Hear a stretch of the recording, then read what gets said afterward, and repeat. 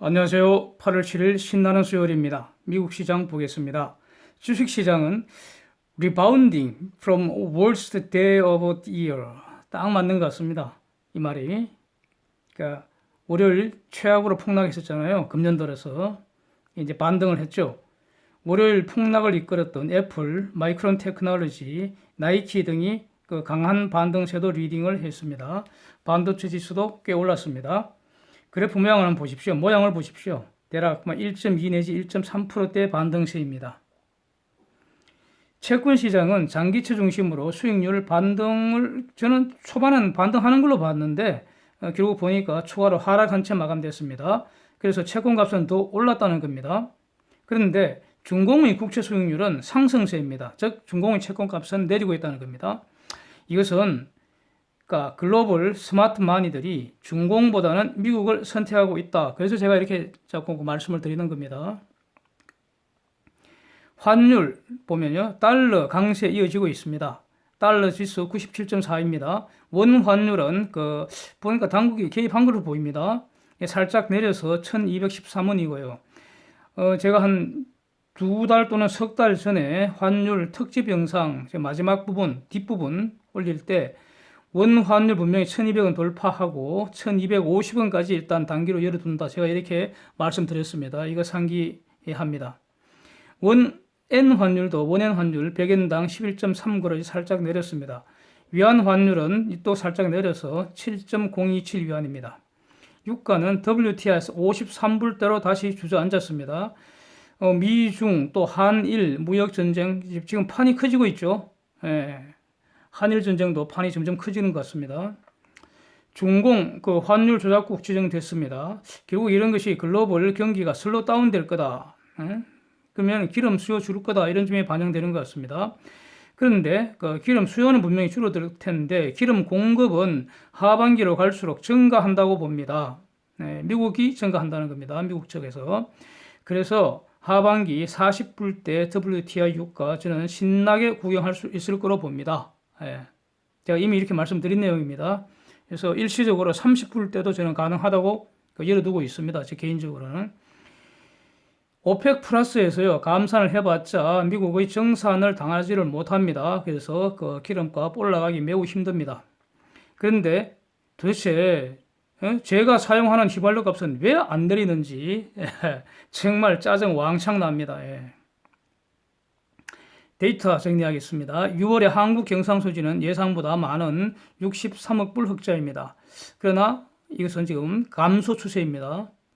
일본 근로자 평균 소득 예상보다 많은 연율 0.4% 상승인데 지난 3개월간의 감소세에 벗어나는지 앞으로 주목해 보겠습니다. 6월 독일 공장 수주 2.5% 급증입니다. 미국 레드북 소매 판매 지수 연율 5.1% 상승이고요. 미국의 잡 오프닝 지수 JOLT 값인데 이거 아주 빅데이터입니다. 이게 그러니까 구인자 수 이런 겁니다. 예상보다 낮은 734만 개인데 근데 이 값 수준 자체가 지금 사상 최고치 근방입니다. 그래서 미국 고용시장은 매우 탄탄합니다. IBD, TIPP 경제 낙관 지수는 55.1로 상승하였습니다. 이 값은요, 향후 6개월 동안의 국가의 경제 전망치, 또 개인의 재정 전망치, 또 연방 경제 정책에 있던 신뢰도 이런 걸 이제 조사하는 것인데 50이 기준점이고요. 그래서 지금 상당히 높은 값에서 지금 유지되고 있는 이런 상황입니다. 쟁점 정리하겠습니다. 그러니까 중공의 딜레마 이럴 수도 없고 저럴 수도 없고, 자, 이렇게 한번 제목을 좀 설정을 해봤습니다. 상황을 분석하는데 아주 적절하지 않는가 싶습니다. 중공의 딜레마, 위안 환율을 방어할 수도 없고 안 할 수도 없고 어찌란 말이냐 이런 겁니다. 지금 죽어야죠 뭐. 중국 공산당 체제가 죽어야 합니다. 그래야 끝날 겁니다. 어떤 국가이든 경제가 폭삭 망하기 전에 망하기 시작하는 방아쇠가 바로 환율입니다. 여기서 말하는 환율은요, 기축통화 달러에 대한 미국 이외 국가들의 돈값입니다. 경제가 망하기 전에 환율부터 폭등한다. 즉 돈값이 폭삭 떨어져서 휴지가 된다 이런 뜻입니다. 그렇게 상당한 기간 동안 진행되는 거죠. 그래서 환율이 폭등하면 사실은 매우 중요한 사건이고 큰 사건이고요. 긴장을 해야 된다는 겁니다. 중공 유안 환율은 오를 수밖에 없다. 제가 계속 이렇게 얘기를 하고 있습니다. 이유는 간단합니다. 중공 외환 시장에서 달러 공급은 계속 감소되는데 달러 수요는 계속 증가한다는 겁니다. 그래서 위안 환율은 오를 수밖에 없습니다. 트럼프와 무니친이 눈도 깜빡하지 않고 위안 환율 주시한다고 제가 이렇게 표현을 하고 있습니다. 지금까지. 수시로 트럼프가 EU, 유로죠. 그 다음에 위안 환율 저평가되었다. 저것들 환율 조작한다. 이렇게 투덜거리고 있습니다. 트럼프 이 사람이 투덜거리면 우리가 긴장을 해야 합니다. 왜냐하면 저 사람은 자기 의사를 관철할 힘이 있으니까요. 시진핑이 투덜거려봤자 저는 걱정 안 합니다. 눈도 깜짝 안 합니다. 저는. 예. 경제가 나빠지니까 유한 환율 오르는 것이고요. 중공 경제가 나빠지니까 유한 환율 오르는 것이고, 내버려두면은 미국한테 얻어 터지니까 무서워서 예? 달러를 공급을 해줘야 합니다. 미국이라면요, 미국이라면은 일정한 그 범위 내에서 달러 공급 너무너무 쉽습니다. 달러 공급하는 방법이 두 가지 아닙니까? 프린팅 하거나 아니면은 신용 창조할 수 있죠. 이런 게 바로 QE라는 겁니다. QE. QE를 할 때요, 한계 비용은 거의 제로입니다. 그런데 중공은 달러 프린트하면 위조가 되니까 안 되는 거고, 훔칠 수도 없고 뺏을 수도 없고, 달러 앞에서는 중공은 아무것도 아닙니다. 예, 축 늘어진 고추입니다. 예. 위안은 돈이 아니고 휴지라는 겁니다. 그래서 국제사회에서 돈은 기축통화인 달러밖에 없다는 겁니다. 결국 가지고 있는 자산을 팔 수밖에 없습니다. 이것이 제일 손쉬운 게 미국채 매각이라는 거죠. 안 그래도 지금 미국 채권값이 폭등해 있으니까 그냥 지금까지 이거 조금씩 팔아서 위안을 방어를 해온 거죠. 위안 환율을 중공이. 미국 입장은요, 7위안을 마지노선으로 설정했던 것으로 이번에 확인이 된 것 같습니다.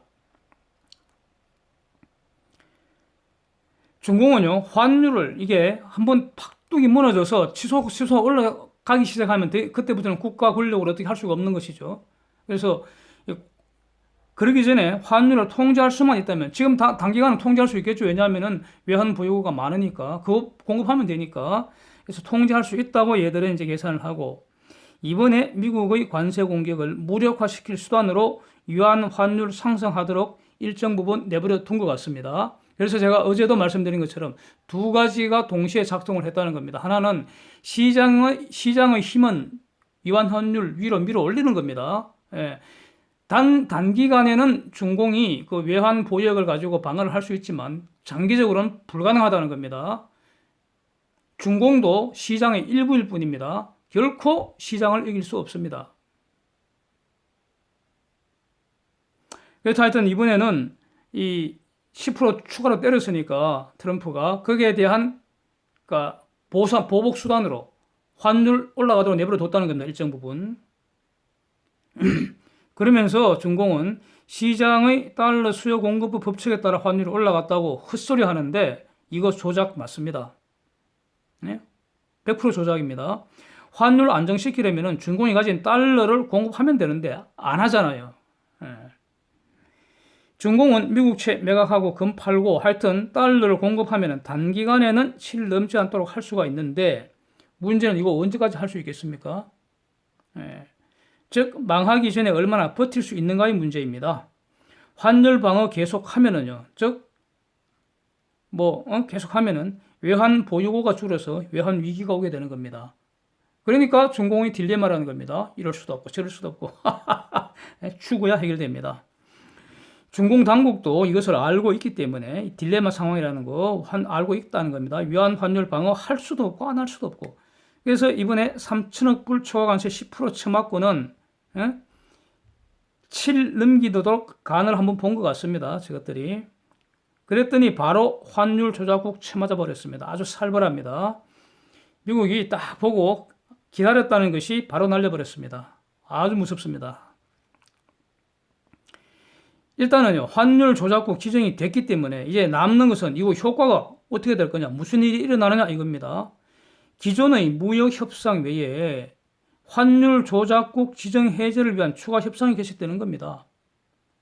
지금까지 그 환율 문제는요, 무역 협상의 특별한 지향점 중에 하나였습니다. 제가 어제도 말씀드린 거 기억나실 겁니다. 근데 이제부터는 환율 조작 지정이 됐으니까 그 지정 해제를 해야 될 거 아닙니까? 그러면은 너가 앞으로 환율 어떻게 할 거냐, 이게 협상을 해야 되는 거죠. 이게 대략 한 1년 간다는 겁니다. 미국 법에 따라. 그래서 중공이 협상하기 싫으면 안 하던가, 너 마음대로 하라는 거죠. 중국 말이죠. 기분 나쁘다고 협상하기 싫으면 하지 말던가, 그러면. 1년 후 미국 기업들 중공 투자 금지됩니다. 간단한 것 같습니까? 이렇게 되면요, 미국 기업들이 중공 투자 금지되면은요, 그러면은 이전과 이후가 달라지는 게 뭡니까? 이전에는 미국 기업들이 중공의 일종의 협조자가 되잖아요. 그런데 미국 기업들이 중공에 투자를 못하면 어떻게 됩니까? 그 돈 그냥 내버려 둡니까? 다른 데 투자할 거 아닙니까? 그러면 중공이 경쟁자가 되어버리잖아요. 이런 현상이 지금 한일 무역전에도 일어나고 있다, 이런 뜻입니다. 그 다음에 미국 조달 시장에 중공은 참여 못하게 됩니다. 미국은 법치국가니까 지금 중공이 참여하는 거 막을 방법이 없죠. 그런데 조작국 딱 때려버리고 이거 계속 유지가 되어버리면 다음부터는 법적으로 중공은 아웃되는 겁니다. IMF 특별 사찰 받을 수 있습니다. 25년 전에 위안 환율 8 돌파할 때 이미 환율 조작국 지정된 적이 있습니다. 근데 지금은 그때와는 분명히 다를 것 같습니다. 패권 전쟁 일환으로 시작되고 있는 것 같습니다. 결국 중공은 환율을 조작해서 반칙적으로 무역 이익이나 노리는 아주 불량 국가로 낙인이 팍 찍혀버렸습니다. 낙인 찍힌 거 아닙니까? 환율 조작국 선언해버리는 게 낙인 찍어버리는 겁니다. 국제사회에서 서서히 한 걸음씩 지금 퇴출되어 가고 있는 겁니다. 분석할 내용이 지금 너무 많기 때문에 제가 별도 영상으로 한번 집중적으로 살필 예정입니다. 한일 무역전쟁에서 한번 보겠습니다. 가령 어느 애송이 덩신 새끼, 거짓말로 선동하는 새끼가 씨부리는 것처럼 한국이 일본을 이긴다면, 즉 일본이 진다면 한국의 소재나 부품까지도 일본을 대체해버리고, 그러면 일본 경제가 폭삭, 지금 박살이 난다는 거 아닙니까? 그렇게 된다면 그 징표는 과연 무엇이겠습니까? 이거 생각해 보셨나요? 국제시장에서요, 국제 외환시장에서 원 환율 내리고 엔 환율 오르는 겁니다. 그게 성적표니까요. 공부 열심히 한다고 성적이 오릅니까? 하여튼 점수를 내놔라 이거죠. 점수를 내놔라 이겁니다. 그 점수가 원 환율 내리고 엔 환율 오르는 겁니다. 간단합니다. 그랬는데 지금까지는 어떻습니까? 반대잖아요. 이게 팩트입니다. 팩트. 지난 1년간 엔화 강세, 원화 약세입니다. 최근에는 원 환율 폭등하고요. 원엔 환율도 폭등합니다. 이것이 계속 이렇게 지속이 되면은 한국은 망하게 된다는 겁니다. 이 등신들아. 맞죠? 이 말이 듣기 싫으면 원 환율을 내려보라고. 그러면 이런 말 못하는 거지. 원 환율 내리고 원엔 환율 한번 내려보라고. 그거 가져오라고. 한국이 지금과 달리 생각하고 달리 행동하지 않는다면 지금보다 더 나빠질 것이라고 판단하는 것이 이것이 합리적인 추론입니다. 제가 어제 야등을 하고 왔습니다. 야등이라는 게 야간 등산, 즉 운동하는 겁니다. 어제 녹분역에서요, 북한산 둘레길 지나가고 탕춘대 안문 지나고요, 상명여대 이렇게 쪽으로 내려와서 인왕산 넘어가고요, 그 다음에 또 안산 넘어가고요, 안산 정상에 봉수대 있잖아요, 넘어가고 또 백년산 넘어서 녹분역으로 회귀하는 이런 환종주인데 대략 한 13km 어저께 뛰었습니다. 그래서 매주 화요일 또는 수요일에 한 바퀴씩 이렇게 뛰는 것처럼 걷는 거죠. 그러니까 늘 하던 것들인데 어제 어떤 친구랑 같이 시작을 했습니다. 그런데 귀가 중요해요. 3호선 지하철 노조가 일본 욕지를 하는 광고지를 여기저기 문 안에다 다 기석지 붙여놓은 거 아주 저는 불쾌하더라고요. 아주 불쾌합니다. 저지랄 하면 할수록 결국 손해보고 실패한다고 저는 봅니다. 죽으려고 환장한 짓입니다. 저것은 문제 해결 방식이 아닙니다. 저는 저런 대응 방식에 반대합니다. 하나만 까겠습니다. 거기 보니까 대법원 강제징용 판결대로 일본 이행하라고 이렇게 요구를 하는데 아주 웃기는 소리입니다. 헌법이 뭡니까? 사회계약 아닙니까? 예? 사회 구성원들이 서로 약속한 거 아닙니까? 헌법. 그래서 헌법에 따라서 법원의 판단은 이의하지 않기로, 더 이상 싸우지 않기로 약속을 한 겁니다. 그래서 한국 사람들은 법원의 최종 판단을 존중합니다. 그래서 저도 존중합니다. 그 법원의 그 판단 자체는. 그런데 이것은 법원의 판단이 언제나 옳다는 걸 전제로 하는 건 아닙니다. 법원도 재판하라고 맡겼더니 개판 많이 치잖아요. 예? 그래서 저는 판사 새끼들 존중 안 합니다. 존경 안 합니다. 예. 예? 특히 하루 종일 거짓말하던 그 검사 새끼에 꼴도 보기 싫습니다. 예. 아주 네. 하여튼 좀 자제하겠습니다. 그래서 우리가 더 이상 평생 싸울 수는 없잖아요. 그러니까 분쟁을 최종적으로 종결하는 방식으로 법원의 판단은 더 이상 싸우지 말자. 약속을 했고 우리는 그 약속을 지킬 뿐입니다. 그래서 법원의 최종 판단을 존중하는 것입니다. 근거는 여기에 있습니다. 법원의 최종 판단이 언제나 옳기 때문에 존중하는 거 아닙니다.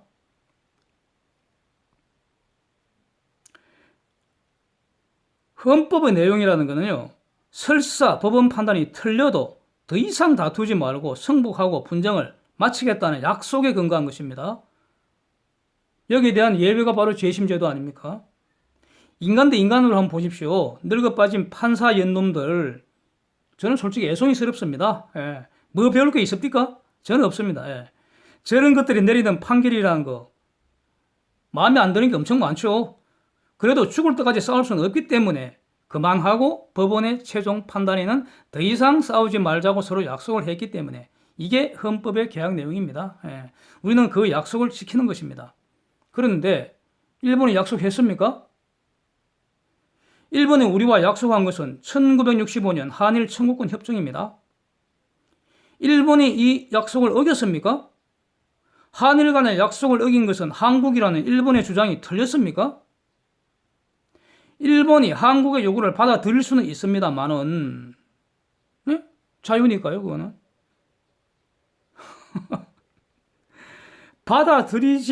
받아들여야 하는 것은 아니잖아요. 일본은 약속한 사실이 없으니까. 일본이 한국 방식대로 따르지 않는다고 일본 잘못이라고 할 수 있습니까? 저는 그럴 수 없습니다. 한국은 개인의 손배 청구권 있느냐 없느냐 견해가 갈리지만 일단 법원이 최종 판단이 내려졌기 때문에 우리는 이 판단을 존중하기로 약속을 했기 때문에 이제는 이 판결대로 이행을 해야 한다고 저는 봅니다. 예. 이것을 우리가 해결해야지 왜 일본과 이렇게 싸움을 하는 게 이겁니다. 예? 개인적으로는요, 징용 배상 해드리고 싶습니다. 예. 해드리는 것이 옳다고 봅니다. 적절한 금액 한국이 배상하면 될 텐데 왜 일본과 싸우는 수단으로 악용하는가입니다. 이것은 법원의 판결과는 완전히 다른 문제라고 저는 생각을 합니다. 법원의 판결을 빌미로 요걸 악용을 해서 반일 감정 부추기고 항일전, 선전, 선동하는 마귀 같은 것들 역풍 맞고 몰살당할 것입니다.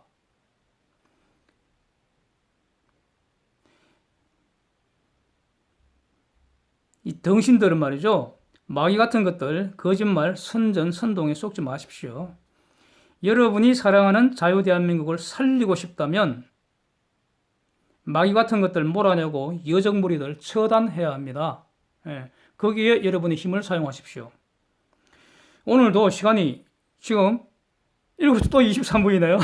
원래 이게 한 6시 반경에 촬영이 끝나야지 한 7시 반에 정상적으로 올라가게 되더라고요, 이게. 그래서 또 시간이 한 초여가 돼갖고 오늘도 준비한 거 다 하지를 못하고 있습니다. 여기까지 하겠습니다. 감사합니다. 좋은 하루 되십시오.